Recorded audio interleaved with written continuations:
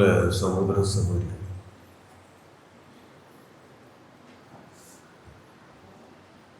தென்னாப்பிரிக்க நாட்டில் காந்தியடிகள் வக்கீலாக பணியாற்றி கொண்டிருந்த நேரம், அவர் தன்னுடைய பணியை செய்து கொண்ட நேரத்தில் கிறிஸ்தவ மதத்தின் மீது ஈர்ப்பு கொண்டு இதை பற்றி தெரிந்து கொள்வதற்காக பைபிளை படிக்க ஆரம்பிக்கிறார். அவருக்கு பைபிள் ரொம்ப பிடிச்சது. உடனே நாம் கிறிஸ்தவராக மாற வேண்டும் என்ற ஒரு எண்ணம் அவருக்குள், ஒரு தூண்டுதல் அவருக்குள்ள வருது. சரி, பைபிளை படிச்சுட்டு தென்னாப்பிரிக்காவில் இருந்த கோயிலுக்கு செல்லுகிறார். அந்த கோயிலுக்கு அவர் செல்கின்ற பொழுது அங்கு இருந்த ஒரு வெள்ளை இனத்தவர், வெள்ளையர் அல்லாத நபருக்கு இங்கே இடம் இல்லை, எனவே வெள்ளையர் அல்லாதவர்கள் செல்வதற்காக பக்கத்தில் ஒரு கோயில் இருக்கிறது, அங்கே செல்லுங்கள் என்று அவரிடத்தில் சொன்னாராம். உடனே மதத்தின் பெயரால் இப்படி ஒரு வித்தியாசம் பார்க்கின்ற இந்த ஆலயத்திற்கு நாம் போக வேண்டிய அவசியம் இல்லை என்று அந்த ஆலயத்திற்கும் அவர் போகவில்லை. அதை விட நான் இந்துவாகவே இருந்து விடுகிறேன் என்று அவர் சொன்னார்.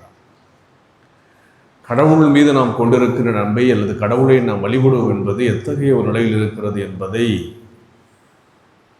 எண்ணி பார்க்க அழைக்கிறது. அதைத்தான் இன்றைய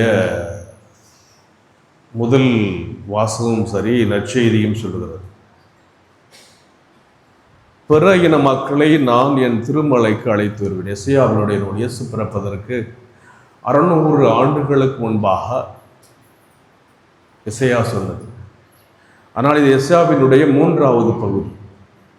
முதலிலே யூதர்கள் நாங்கள் தான் ரட்சிக்கப்பட்டவங்க, நாங்கள் தான் அரச குருத்துவ கூட்டம், நாங்கள் தான் கடவுளுடைய பிள்ளைகள், எங்களுக்கு மின்றி நாங்கள் கடவுளுடைய செல்ல பிள்ளைகள் எல்லாம் அவர்கள் இருந்தார்கள். கடைசியிலே அவர்கள் பாபிலோனியாவுக்கும் அசிரியாவுக்கும் அடிமைகளாக அழைத்து செல்லப்படுறாங்க. அப்போ தாங்க அப்படிங்கிற இருந்த அந்த மனநிலை அங்கு சென்று அவர்கள், ஏன்னா அவருடைய கடவுளுக்கு அவர்கள் பிரமாணிக்கமா இல்லை, கடவுளுடைய உடன்படிக்கை அவர்கள் காப்பாற்றவில்லை. எனவே அங்கு ஒரு அடிமைகளாக பிறந்த பிறகு மீண்டும் திரும்பி அந்த பிறகு அவர்களுடைய மனநிலை மாறுகிறது. எனவே அவர்களுக்கு என்ற இந்த கடவுள் எல்லாருக்கும் பிற இன மக்களை நான் என் திருமலைக்கு அழைத்து வருவேன், எருசலேமுடைய அந்த மலைக்கு நான் அழைத்து வருவேன். ஆண்டவர் எல்லாரையும் இறைவேண்டல் செய்யப்படும் என் இல்லத்தில் அவர்களை மகிழச் செய்வேன், ஏனெனில் என் இல்லம் மக்கள் இனங்கள் அனைத்திற்கும் உரிய இறைமன்றாட்டின் வீடு என அழைக்கப்படும்.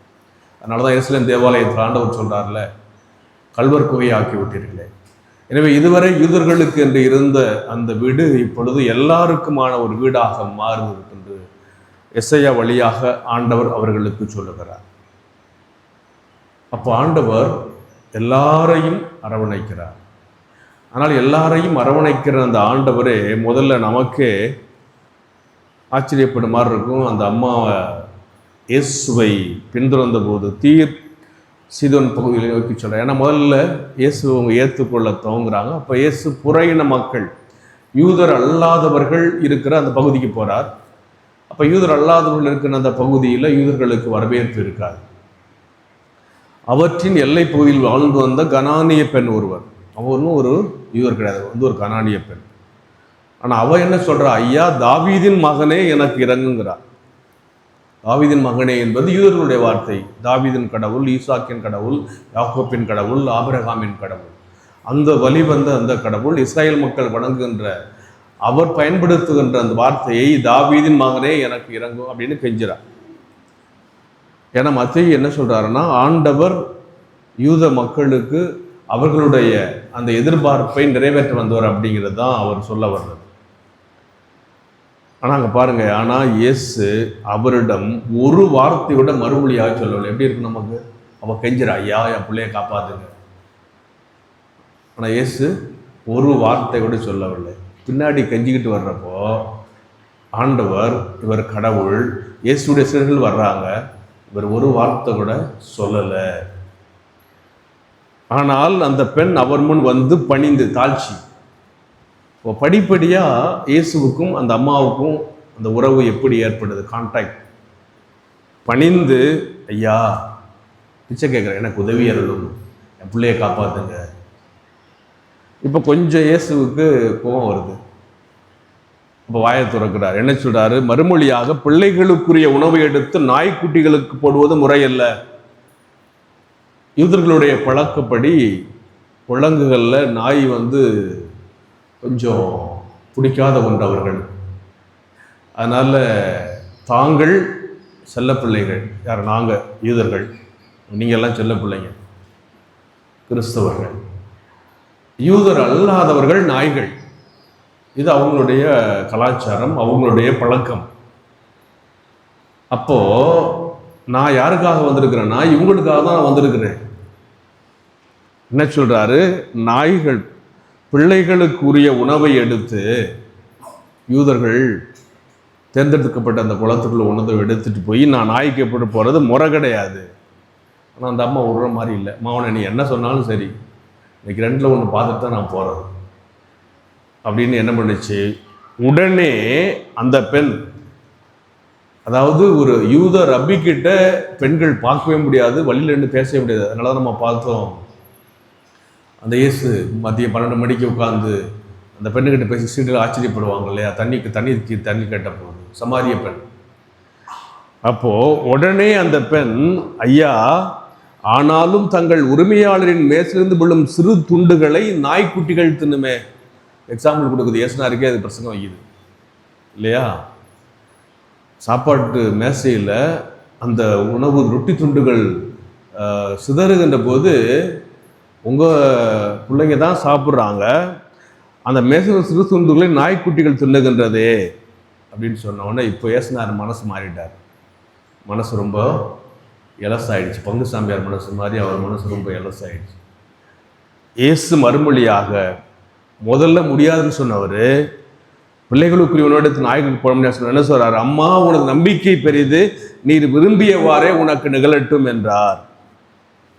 அப்போ இந்த இடத்துல தான் யூத குலம் அல்லது அரச கூட்டம், இந்த மக்களுக்குத்தான் ரட்சிப்பு, இந்த மக்களுக்குத்தான் விடுதலை, எனவே இவர்கள் தான் கடவுளுடைய செல்ல பிள்ளைகள் என்று இருந்த அந்த இயேசுவினுடைய மைண்ட் செட்டை, அவருடைய மனநிலையே இந்த தாயினுடைய வேண்டுதல் மாற்றுது. ஒரு தாய் நினைச்சா எதுவும் செய்ய முடியும். தமிழ் செய்தித்தாளில் வந்த செய்தி, காஞ்சிபுரம் பக்கத்தில் பெருங்கோழின்னு ஒரு ஊர், பெருங்கோழி ஊர். அந்த ஊரில் பத்மாவதின்னு ஒரு அம்மா, அவங்களுக்கு பிரியான்னு ஒரு பெண். அது பிறந்தப்போ காலில் கொஞ்சம் ஊனம், நடக்க முடியாது. ஆனால் இது சரியான குக்கிராமம், நம்ம ஊர் மாதிரி கிடையாது. நம்ம ஊர் பைபாஸ் ரோட்டில் இருக்குது, எந்த கூப்பிட்டா ரோடு கேட்கும். அந்த குக்கிராமத்தில் தன்னுடைய பிள்ளையை படிப்பதற்காக 2 கிலோமீட்டர் முதுகில் சுமந்து வர்றாங்க. 2 கிலோமீட்டர் முதுகில் சுமந்து வந்து பஸ்ஸில் ஏறி மறுபடியும் பஸ்ஸை விட்டு இறங்கி மீண்டும் 1 கிலோமீட்டர் பள்ளிக்கூடத்துக்கு கூட்டிகிட்டு போகிறாங்க.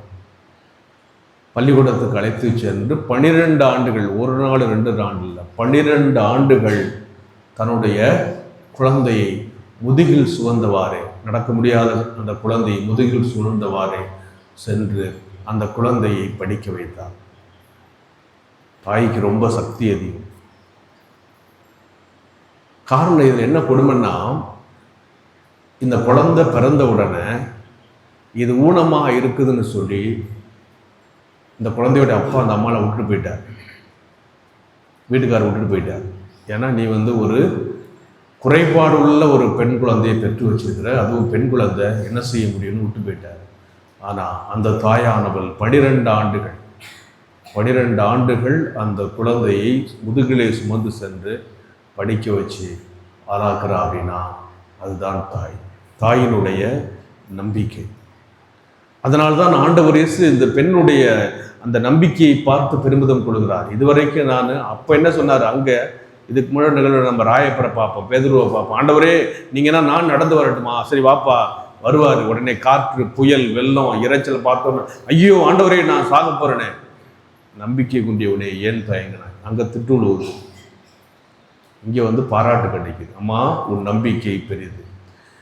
ஆக ஆண்டவர் இயேசு நமக்கு தருகின்ற செய்தி என்னவென்றால், யார் யாரெல்லாம் ஆண்டவரை தேடி வருகின்றார்களோ, யார் யாரெல்லாம் நம்பிக்கையோடு ஆண்டவரை தேடி வருகின்றார்களோ, அந்த நம்பிக்கையோடு கேட்கின்ற ஜெபம், அம்மா உனது நம்பிக்கை பெரிது, தாயினுடைய நம்பிக்கை.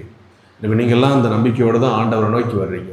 அதனால தான் நானும் ஒவ்வொரு வாரமும் இது நம்ம வீடு, அவர் சொன்னார் அன்னைக்கு 2000 வருஷத்துக்கு முன்னாடி, நான் இன்னைக்கு சொன்னேன் இது நம்ம பங்கு, இது நம்ம ஊர், இது நம்ம கோயில் அப்படிங்கிற அந்த நம்பிக்கையோடு நம்முடைய வீட்டை, நம்முடைய இல்லத்தை, நம்முடைய ஆலயத்தை தேடி வருகின்ற போது கடவுள் அருள் செய்வார். முடியும்.